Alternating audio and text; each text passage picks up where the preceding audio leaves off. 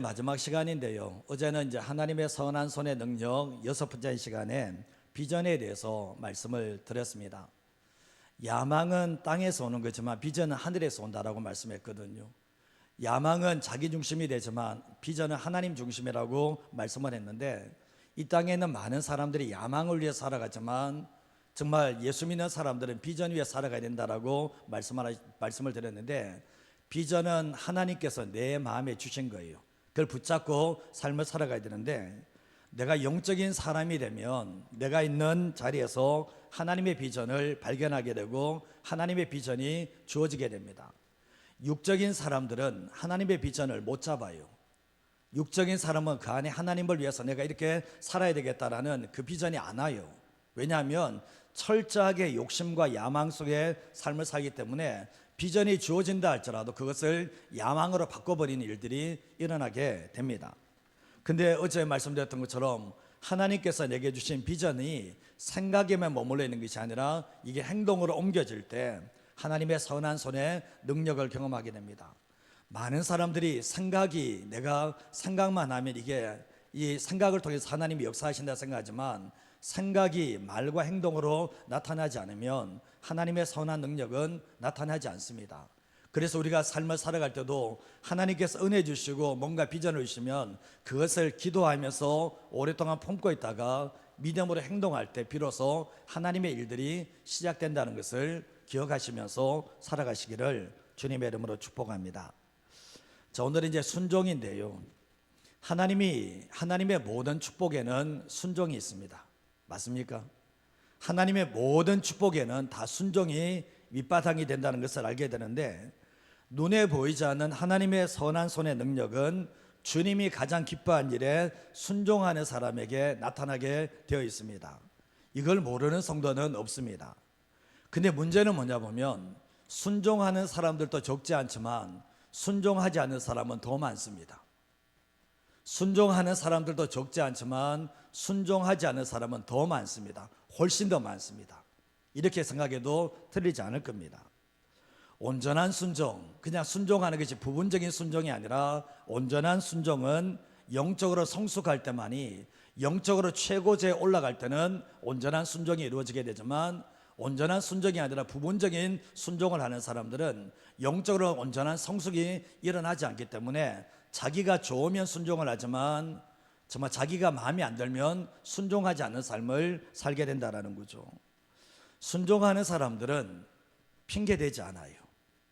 순종하는 사람들이 이런저런 핑계를 대지 않는데, 순종하기를 싫어하는 사람들은, 순종하고 싶은 마음이 없는 사람들은 이런저런 핑계가 많이 된다는 거죠. 우리가 신앙생활 할 때 말씀이 맞으면 핑계 댈 필요 있습니까? 없습니까? 하나님이 똑똑하신 겁니까? 내가 똑똑한 겁니까? 여러분이 똑똑하신 모양이네. 하나님이 모리시잖아요. 하나님이 모리시라면, 하나님은 우리의 유익을 위해서 말씀을 주셨다면, 말씀이라면 뭐죠? 따지지 말고, 핑계대지 말고, 계산하지 말고 그냥 순종하면 됩니다. 순종 이유는 주님이 책임지시는 거거든요. 그래서 보면 순종하는 사람들은 순종 이후의 결과에 대해 생각하지 않아요. 순종만 생각하면 그 다음의 결과는 주님이 가장 좋은 길로 인도하신다는 그 믿음이 우리에게 필요한 거죠. 근데 영적인 사람에게는 순종하는 것이 그다지 어렵지 않습니다. 영적인 사람에게는 순종하는 것이 그다지 힘들지 않다라는 거예요. 왜냐하면 지난날에 순종해서 주님이 주신 열매와 결과를 알기 때문에, 이 순종을 통해서 하나님께서 또한 내 삶에 어떤 기적을 일으키실까 그 믿음을 가지기 때문에 영적인 사람은 순종을 먼저 하고 본다는 거예요. 결과는 주님께 맡기고 순종할 때 하나님의 역사를 경험하게 됩니다. 그러나 육적이고 혼적인 사람은 순종이 어려워요. 그래서 순종이 잘 안 돼요. 순종해야 된다는 것은 생각뿐이에요. 그런데 돌아나가면 이 생각 속에 있는 순종들도 사라져 버리게 되는데, 순종하지 않는 사람들은 이런저런 핑계가 참 많다는 것을 알게 됩니다. 하나님은 편애하지 않아요. 사람은 편애하죠. 하나님은 편애하지 않으시고 하나님은 공평하신데, 하나님이 말씀을 주셨죠. 말씀을 주셨을 때 이 말씀에 순종하는 사람들은 모든 사람이 복을 받는다 했을 때는 하나님이 편애하지 않아요. 문제는 뭐냐 보면 왜 하나님께서 내게 복을 주지 않냐 그러지만 주님이 하시는 말씀 뭡니까? 순종하면 복 준다 그랬지 않았냐, 이렇게 말씀을 하신다는 거예요. 근데 하나님께서는 순종하는 사람에게 복을 주시겠다라고 말씀하시고, 하나님께서는 공평하게 순종하는 모든 사람들에게 자신이 약속하셨던 그 복을 내려주시는 역사를 경험하게 됩니다. 교회는 예수 그리스도의 몸입니다. 머리는 예수 그리스도이십니다. 머리의 지시를 받는 것이 몸인데 예수님의 지시를 받는 게 교회에 의해야 된다는 것을 알게 되는데, 결국은 머리가 예수님께서 머리가 되시기 때문에 시키는 대로 해야 되는 것이 몸인 교회라는 것을 알게 됩니다. 머리는 주님이 쓰시는 거고 몸인 우리는 따라가기만 하면 된다는 것을 알게 되는데, 이제 지도자의 중요성 중에 하나가 공동체를 연합시키는 거겠죠. 공동체가 주님 안에서 하나 되게 하는 역할을 하는 거겠죠. 그리고 또한 이 지도자는 중심을 잘 잡아야 된다라는 것을 알게 돼요. 근데 한 사람이라도 어쩌면 교회 안에서 소외되기 쉬운 한 사람에게도 사랑과 관심을 보여주는 것이 지도자이 되고, 그리고 또한 공동체를 이끄는데 앞장을 서야 되는데, 특히 지도자의 특징은 사람의 소리보다는 하나님의 음성에 귀 기울이고 선택하고 결단하는 능력이 있어야 된다고 생각을 합니다. 모든 성도가 다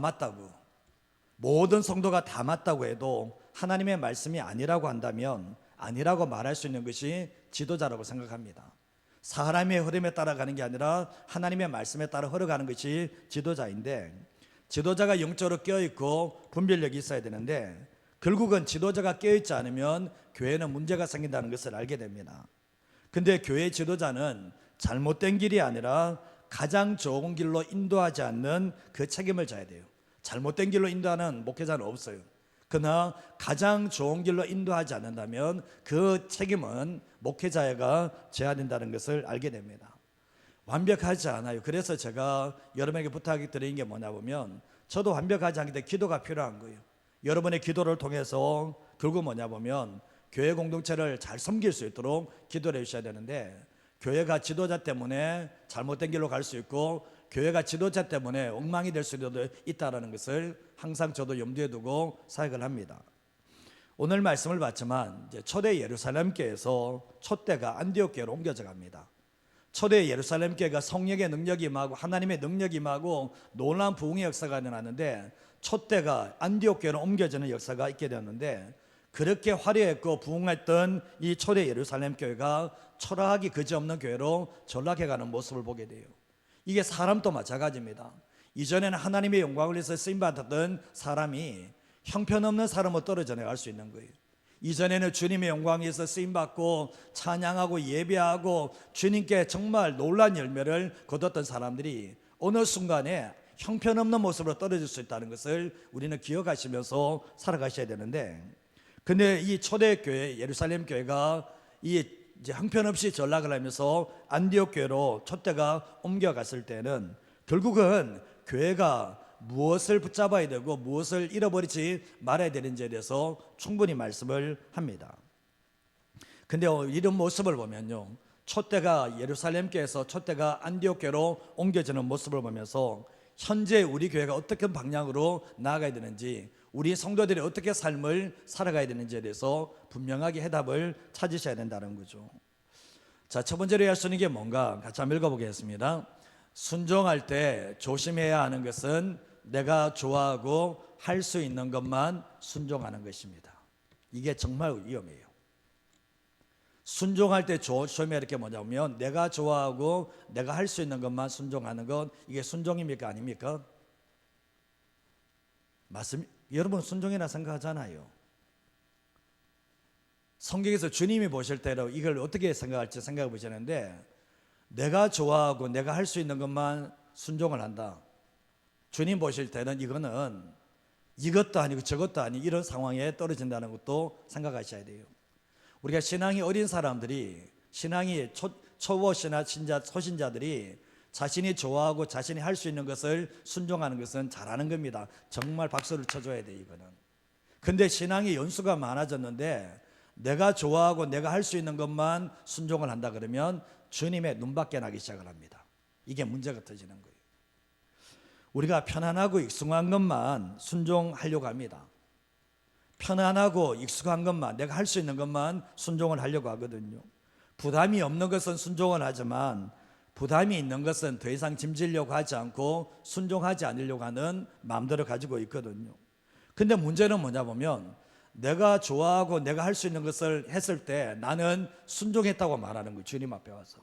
주님 앞에 내가 순종하지 않았습니까? 이렇게 말할 수가 있는데 주님은 과연 이것을 순종이라고 보실까 생각해 보셔야 됩니다. 많은 사람들이 내가 감당할 수 있을 만큼만 순종을 합니다. 그러나 주님이 원하시는 데까지 순종은 하지 않아요. 그런데 하나님이 이것을 불순종으로 여긴다면 어떻게 생각하실 것 같아요? 내가 좋아하고 내가 할 수 있는 것만 하는 것을 주님께서는 순종이라고 여기지 않고 불순종이라고 여긴다면 뭐 어떻게 생각하실까요? 이렇게 생각해 보신 적이 있는지 한번 생각해 보셔야 됩니다. 우리가 사무엘상 15장 13절에서 15절 말씀까지 같이 한번 읽어볼까요? 사무엘이 사울에게 이른즉 사울이 그에게 이르되 당신은 여호와께 복을 받으소서 내가 여호와의 명령을 행하였나이다 하니 사무엘이 이르되 그러면 내 귀에 들려오는 이 양의 소리와 내게 들리는 소의 소리는 어찌 됨이니까 하니라. 사울이 이르되 그것은 무리가 아말렉 사람에게서 끌어온 것인데 백성이 당신의 하나님 여호와께 제사하려 하여 양들과 소들 중에서 가장 좋은 것을 남김이요 그 외의 것은 우리가 진멸하였나이다 하는지라. 하나님께서는 아말렉 족속과의 전쟁에서 생명이 있는 것은 다 죽여버리라. 그리고 모든 소유를 다 불태워버리라. 주님이 이렇게 말씀을 하셨거든요. 근데 사울이 어떻게 하고 있습니까? 13절 말씀에 사무엘이 사울에게 이제 이러니까 사울이 그에게 말합니다. 당신은 여호와께 복을 받아서 내가 여호와의 명령을 뭐라고요? 행하였다라고, 내가 순종했다라고 말씀을 합니다. 그때 14절 말씀에 사무엘이 하는 말이 그러면 내게 들려오는 양의 소리와 소의 소리는 어찌 됨이냐는 거예요. 주님은 다 진멸하라고 그랬는데 지금 내게 들려오는 것은 무슨 소리냐고 이야기를 했습니다. 그러면서 15절 말씀에 사울이 핑계대는 게 뭡니까? 아말렉 사람에게 끌어온 것인데 당신의 여호와 하나님 여호와께 제사하려고 양들과 소들을 가장 좋은 것을 남겼다라고 얘기하면서 그 외의 것은 우리가 진멸했다라고 말씀을 합니다. 사울은 지금 뭐라고 하는 겁니까? 내가 좋아하고 그죠? 내가 할 수 있는 것은 이렇게 하잖아요. 지금 내가 순종했다라고 얘기하잖아요. 근데 사무엘을 통해서 주님이 하시는 말씀은 뭡니까? 당신은 지금 당신의 좋은 것은 다 빼놓고 당신이 할 수 있는 건 다 빼놓고 결국은 당신이 좋은 거 다 챙기고 다 챙겨놨는데 순종했다 그러는데 나중에 주님이 하셨던 말씀이 뭡니까? 순종이 제사보다 낫다라고 주님이 말씀을 하셨는데 주님께서는 이거 순종으로 보십니까? 불순종으로 보십니까? 불순종으로 본다는 것을 알게 돼요. 진멸은 했습니다. 진멸을 전혀 안 한 건 아니에요. 진멸은 했지만 결국 뭡니까? 하나님의 말씀이 온전하게 순종하지 않았는데 이 모습을 가지고 사무엘은 당신은 하나님 앞에 불순종했다라고 지적을 하는 모습을 보게 됩니다. 사울이 전혀 순종하지 않은 건 아니지만 자기의 유익을 위해서 온전히 진멸하지 않은 것은 불순종이라는 것을 우리에게 말씀하고 있는 거예요. 우리도 이럴 수가 있다는 것을 알게 되는데 오늘 19절 사도행전 11장 19절 말씀해 보면 그때 스데반의 일로 일어난 환난으로 말미암아 흩어진 자들이 정말 베니게와 구브로와 안디옥까지 이르러 유대인에게만 말씀을 전했다라고 말씀합니다. 사도행전 7장 말씀은 스데반의 일을 잘 아실 건데 종교 지도자들이 이 스데반을 붙잡아서 결국 나중에 돌에 맞아 죽여버렸잖아요. 순교를 하게 되었는데 이 일로 통해서 사도 외에는 다 흩어지게 되는 일들이 있게 되었는데 이 일 속에도 뭐죠? 하나님의 섭리와 계획이 움직이고 있었던 거죠.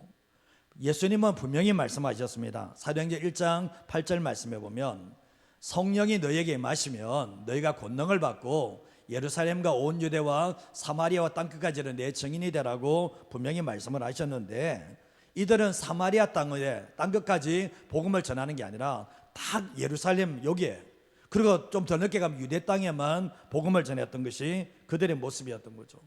근데 예수님은 이 복음이 사마리아 땅을 넘어서 땅 끝까지 흘러가기를 원했는데 이들이 복음을 전하지 않는 건 아니에요. 복음을 전하는 삶을 살았는데 순종하지 않은 것은 아니었는데 마치 뭡니까? 사울처럼 온전한 순종이 아니었다라는 것을 알게 되는 거예요.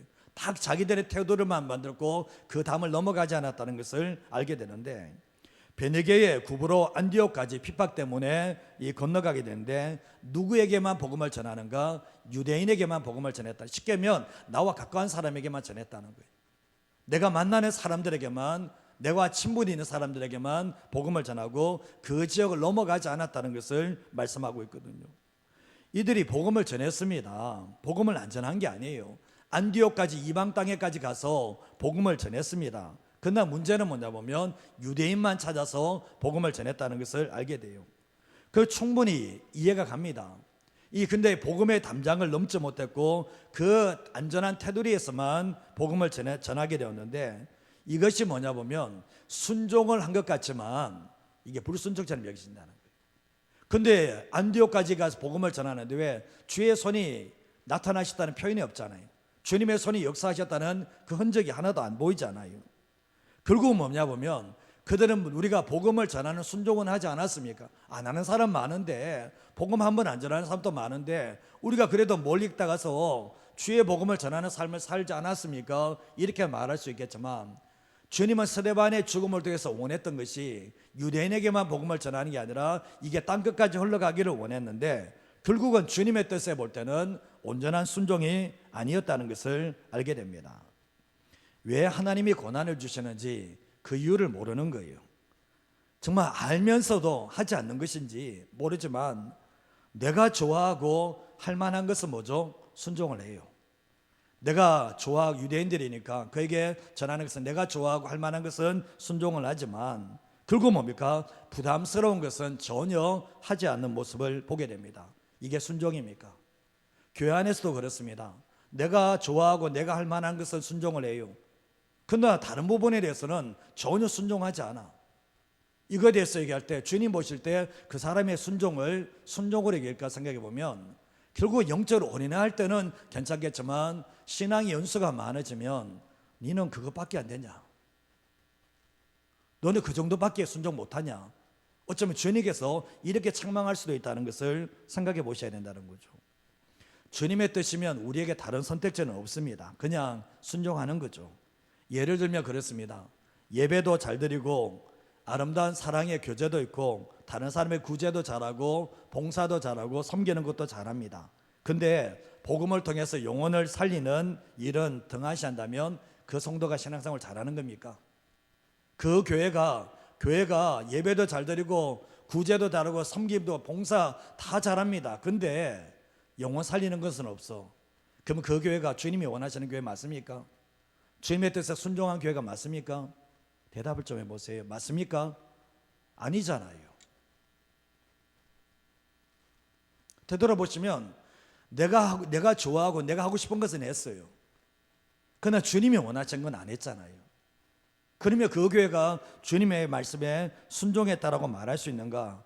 우리는 순종했다고 할 겁니다. 주님 순종했잖아요. 이 부분 순종했잖아요. 그렇게 얘기할 수 있지만 주님은 말씀하는 것이 너는 내가 가장 좋아하는 것은 빼놓고 너에게 부담이 없고 네가 할 수 있는 것만 한 거 아니냐? 이렇게 나오면 어떡하실래요? 오늘 말씀에 유대인들에게 말씀을 전했다는 게 뭡니까? 이거 아닙니까? 내가 좋아하고 내가 편하고 내게 부담이 없는 걸 했다는 거 아니에요? 그렇잖아요. 우리가 신앙생활할 때도 그렇습니다. 항상 자기 태도를 넘어가지 않아요. 내가 좋아하는가? 내가 할 수 있는 게 있는가? 이것만 생각하고 정말 주님이 원하시는 것은 전혀 하지 않는 모습을 보게 됩니다. 이 모습이 신앙생활 잘하는 거 맞습니까? 이게 주님이 원하시는 거 맞습니까? 아니잖아요. 그래서 우리는 신앙생활할 때 조심해야 될 게 보면, 순종할 때 조심해야 될 게 뭐냐 보면 내 마음에 맞는가, 내가 좋아하는 것 맞는가, 내가 할 수 있는 것만 순종한다면 주님 보실 때 신앙이 어렸을 때는 그래 잘한다 순종한 거 맞아 이렇게 하지만 신앙의 연수가 있고 직분이 있는 사람은 죄송하지만 불순종입니다. 주님 보실 때는 불순종을 이긴다는 거예요. 그게 무섭다라는 거예요. 그래서 우리는 신앙생활 할 때 순종은 가려서 하는 게 아니죠. 순종은 골라서 하는 게 아니죠. 주님의 말씀이라면 어떻게 됩니까? 하는 것이 그게 진짜 순종이라는 것을 기억하시면서 살아가시길 바랍니다. 제가 연말에 보면 교육부서에 헌신하는 사람이 이렇게 찾거든요. 그러면 다 안 한대요. 다 안 한대. 왜 안 하는지 아십니까? 부담스럽거든. 시간 내야 되거든. 그러니까 내가 좋아하고 할 수 있는 것은 하지만 찬양팀에는 뭐 우죽순 모일 수 있겠죠. 편하는 것은 우죽순 모일 수 있겠죠. 그러나 정작 중요한 것은 잘 안 하는 모습을 보게 됩니다. 내년에는 중직자분들 다 교육부에서 옮겨놓으면 어떡할까요? 한경 원사님 어떡하대요? 각오하시기 바랍니다. 왜냐하면 여러분이 좋아하고 여러분이 편한 것만 하다 보면 결국은 교회는 어떻게 됩니까? 더 힘들어진다는 것을 생각하게 됩니다. 그래서 신앙생활 할 때 순종할 때 조심해야 돼요. 저도 그렇습니다. 내가 좋아하고 내가 할 수 있는 것만 순종하는 것은 이게 불순종이 될 수 있다는 것을 기억하시면서 조심하는 삶을 저도 살아가야 되고 여러분도 살아가시는 삶이 되시기를 간절히 소원합니다. 두 번째로 할 수 있는 게 뭔가 한번 읽어보겠습니다. 주님이 가장 기뻐하는 하시는 것에 순종할 때 하나님의 선한 손의 능력이 나타납니다. 주님이 기뻐하시는 것에 순종할 때 선한 손의 능력이 안 나타날 수 있습니다. 예를 들면 오늘 말씀에 유대인들에게 복음을 전하는 게 주님이 기뻐하시는 일 맞습니까? 아닙니까? 복음 전하는 게 좋은 기뻐하는 일 맞죠. 근데 선한 손의 능력이 안 나타나잖아요. 문제는 뭐냐 보면 주님이 가장 기뻐하는 것, 주님의 뜻이 거기 있는 게 아니었다는 거죠. 그러나 주님이 가장 기뻐하신 일에 정말 순종할 때 하나님의 선한 손의 능력이 나타나게 되는데 우리는 다 잘할 수 없습니다. 그렇다면 다 잘할 수 없다면 선택과 집중을 해야 되는데 근데 우리가 생각해보면 여러분은 교회에서 어떤 일을 하실 때 가장 기쁘십니까?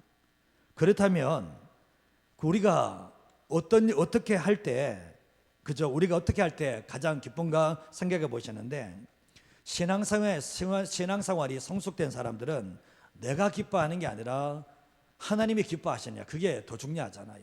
내가 이 일을 할 때 정말 다른 사람이 감당하기 힘든 일을 할 때 주님이 얼마나 기뻐하시는가 그걸 보셔야 되는데 결국 우리가 조심해야 될 게 뭐냐 보면 가장 중요한 것은 빼놓고 주님이 가장 기뻐하시는 것은 빼놓고 다른 것에서 잡고 있으면 그게 위험하다는 것을 알게 됩니다.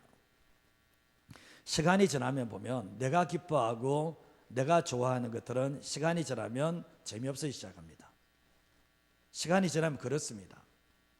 마치 애들이 새로운 장난감이 가지게 되면 재미있게 놀다가 조금 지나다 어떻게 됩니까? 그 장난감 던져버리죠. 던져버립니다. 그런 것처럼 우리도 삶을 살아갈 때 새로운 도전이 좀 필요한 게 뭐냐 보면 우리는 시도도 해보기 전에 두려움을 가질 수가 있는데 안 된다는 선입견과 편견을 가지면서 자기가 익숙한 것만 자기가 좋아하는 것만 선택하는 그런 삶을 살고 주님이 가장 기뻐하는 것에 자신을 들이지 않고 삶을 살아갈 때가 많습니다. 오늘날 주님의 마음에 들고 정말 주님을 가장 기쁘시게 하는 교회와 성도들이 얼마나 될까? 그렇다면 그 삶 속에 하나님의 선한 손의 능력은 충분히 드러난다는 것을 기억하셔야 돼요. 여러분의 삶에 하나님의 선한 손의 능력이 나타나지 않는다면 그렇게 생각해 보셔야 돼요. 내가 지금 주님이 기뻐하신 일은 하고 있지만 주님이 가장 기뻐하시는 일은 나는 빼놓고 안 하는 건 아닌가 한번 생각해 보실 필요가 있다라는 거예요. 사도행전 11장 20절 말씀에 보면 그 중에 구브로와 구레네 및 사람이 안디옥에 이르러 헬라인에게도 말하여 주 예수를 전파했다라고 말씀합니다. 좀 전에는 보면 유대인에게만 말씀을 전하는데 구브로와 구레네 몇 사람이 안디옥에 이르러서 헬라인에게 이방인에게도 주 예수를 전파를 하게 되는데 이들도 마찬가지입니다. 익숙한 사람에게 복음 전하고 유대인에게만 복음을 전할 수 있습니다. 그러나 이들은 뭡니까? 익숙함과 편안함을 넘어서 부담될 수는 있지만 주님의 가장 기뻐하시는 뜻에 순종했다는 것을 알게 됩니다. 이들은 스데반이 죽고 나니 왜 고난이 찾아오는지 이유를 알죠. 그래서 예수님의 뜻이 복음이 예루살렘과 유대 땅에만 있는 게 아니라 사마리아를 건너서 이방 땅에 흘러가기를 원하는 것을 알았던 거죠. 그래서 내가 편안한 순종이 아니라 주님이 가장 기뻐하시는 일에 순종을 하게 됩니다. 이들의 이름도 없어요. 몇 사람이라고 얘기 안 하는데 주의 뜻에 온전한 순종을 보였던 이 사람을 통해서 안디옥 교회가 세워지고 나중에 선교적 중심지가 되는 모습을 보게 되거든요. 그때 21절 말씀 같이 한번 읽어보겠습니다. 주의 손이 그들과 함께 하심에 수많은 사람들이 믿고 주께 돌아오더라. 아멘. 좀 전에 봤지만 안디옥에 가서 유대인에게만 복음을 전하는 사람에게는 주의 손이 함께 하셨다는 그 말조차도 없어요. 주의 손이 나타났다는 그 말조차도 없거든요. 그러나 이방인들에게 복음을 전했을 때 주의 손이 그들과 함께 하심에 수많은 사람이 돌아오게 되는데, 정말 이 복음을 전하는데 전혀 안 믿을 것 같은 사람이 주의 손이 함께 하시니까 정말 이렇게 구름대 같이 구원을 받는 놀라운 역사가 있게 되었는데, 사람을 살리는 것은 누구의 몫입니까? 주님의 몫입니다. 우리는 사람을 살릴 수가 없어요. 그러나 이들은 뭡니까? 주님의 뜻에 순종해서 복음을 전했을 때 놀라운 역사가 벌어지는 모습을 보게 되면서 수많은 사람이 예수님을 믿고 죽게 돌아오는 역사가 있게 되었던 거죠. 하나님은 그들을 살리기를 원하셨거든요. 이방이 주님께 돌아오기를 원했는데 그 이방에게 복음을 전했을 때 주님이 얼마나 기뻐하셨는지 전하는 순간부터 구원의 역사가 일어났다는 것을 우리에게 말씀하고 있습니다. 마태복음 26장 39절 말씀해 보시면, 조금 나아가서 얼굴을 땅에 대시고 엎드려 기도하여 이르시되 내 아버지여, 만일 할만하시거든 이 잔을 내게서 지나가게 하옵소서. 그러나 나의 원대로 마옵시고 아버지의 원대로 하옵소서 하고라고 말씀합니다. 예수님은 자신을 이 땅에 보내신 하나님 아버지의 뜻을 알아요. 그리고 예수님께서 십자가의 고난을 져야 된다는 것도 주님이 알고 계십니다. 그러나 십자가의 죽음을 앞두시고 난 뒤에 겟세마네 동산에서 기도하실 때 할 수만 있다면 이 잔을 내게서 옮겨달라고 요청을 합니다. 그러나 예수님께서도 십자가의 잔을 피하고 싶은 마음이 있는데 누구의 뜻입니까? 십자가를 지는 것이 주님의 뜻이죠. 하나님 아버지의 뜻이죠. 만약 십자가를 예수님이 지지 않았다면 우리의 구원도 없습니다. 그러나 예수님께서는 뭡니까? 자신은 어쩌면 할 수만 있다면 이걸 피하기를 원했지만 하나님 아버지께서 가장 기뻐하시는 일이기 때문에 그 일에 순종함으로 통해서 하나님 아버지를 기쁘시게 하고 우리의 영혼을 살렸다는 것을 알게 됩니다. 하나님의 뜻이기 때문에 피하지 않는 모습을 보게 되죠. 사도행전 20장 20절에 22절에서 24절 말씀 같이 한번 읽어보겠습니다. 보라, 이제 나는 성령에 매여 예루살렘으로 가는데 거기서 무슨 일을 당할는지 알지 못하노라.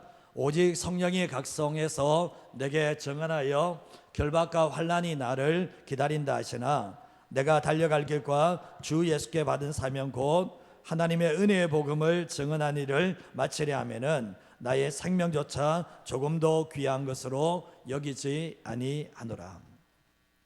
사도 바울이 성령에 매여서 예루살렘으로 간다라고 말씀합니다. 22절에 그렇게 말씀하고 있죠. 그래서 성령께서 예루살렘에서 어떤 일이 벌어질 것에 대해서 말해 주시는데, 거기 가면 결박이 있고 환난이 기다린다는, 거기 가면 가야 됩니까? 말아야 됩니까? 결박과 환난이 있다고 그러는데 가야 됩니까? 말아야 됩니까? 가야 됩니까? 말아야 됩니까? 갑니까 여러분은? 근데 가잖아요. 근데 24절 말씀해 보면 나의 달려가 주 예수께 받은 사명 곧 하나님의 은혜의 복음을 증언하는 일을 마치려 하면 나의 생명조차 귀한 것을 여기지 않는다. 거기에 하나님의 택하신 영혼이 한 명이라도 있다면, 나를 통해서 구원할 영혼이 한 명이라도 있다면 거기 가야 된다라는 거예요. 내가 거기 가겠다라고 말씀을 하고 있죠. 사도 바울이 결박과 환난이 그 죽음이 있는 자리입니다. 근데 거기에 가는 이유가 뭡니까? 내가 좋아하고 내가 할 만하니까 거기 가는 거예요? 아니면 하나님이 가장 기뻐하시는 일이기 때문에 거기 가는 겁니까? 하나님이 가장 기뻐하시는 일이기 때문에 거기에 들어가는 모습을 보게 됩니다. 우리의 삶을 살아갈 때 하나님이 내게 가장 원하시는 게 뭡니까?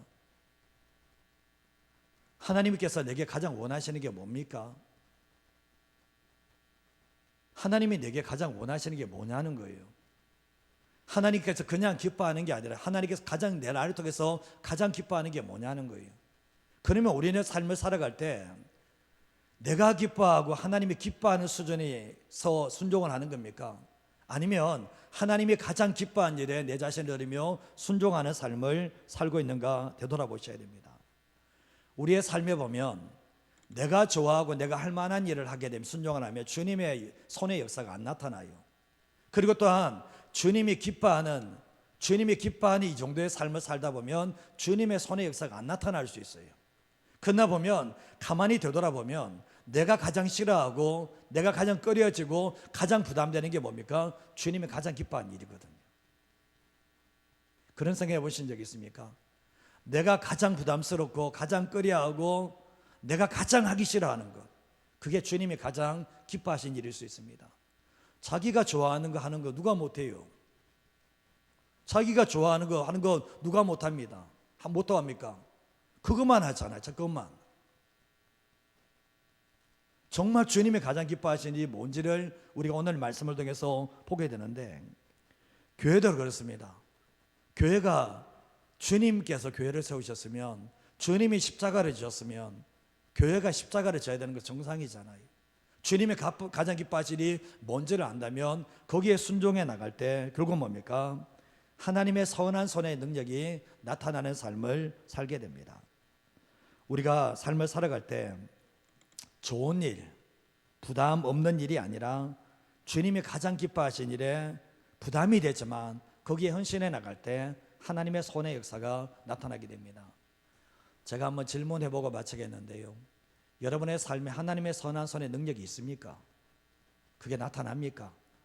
그러면 여러분 정말 내가 하나님이 가장 기뻐하신 일을 해서 그게 나타나는 거예요? 그게 아니면요, 신앙이 어린 상태인 거예요. 영적으로 성숙한 사람들은 하나님이 가장 기뻐하신 일에 헌신하지 않으면요, 그 삶이 하나님의 손의 능력이 안 나타나요. 원래 그게 문제가 되는 거거든요. 교회는 그렇습니다. 교회가 이 땅에 세워진 이유가 있습니다. 제가 그런 얘기하죠. 교회가 복음을 전하지 않으면 교회는 문을 닫는 게 맞습니다. 성도가 삶을 살아갈 때 내 삶의 세상의 한복판에 있는데 삶을 살아가는데 영혼 구원과 상관이 없다 생각하면 그 일은 주님께서 거기 왜 두셨는지 이유를 모르는 거예요. 그래서 오늘이 보면 몇 사람을 통해서 안디옥 사람에게 복음을 전해고 그 몇 사람을 통해서 하나님의 손이 나타났거든요. 교회도 마찬가지입니다.